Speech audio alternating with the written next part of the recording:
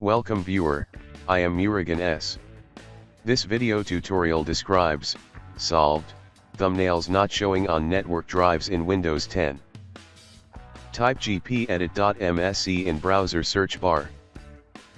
Click Edit Group Policy.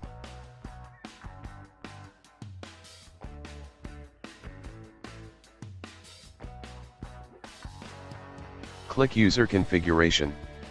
Click and expand Administrative Templates. Click and expand Windows Components. Click File Explorer.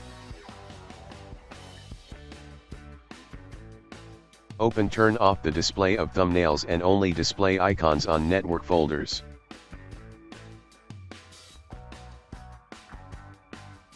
Check Not Configured.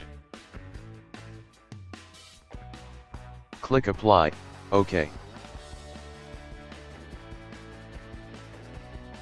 Close and exit Group Policy Editor.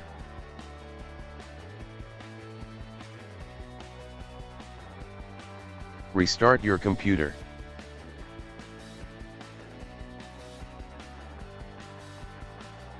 I hope this video tutorial helps to you.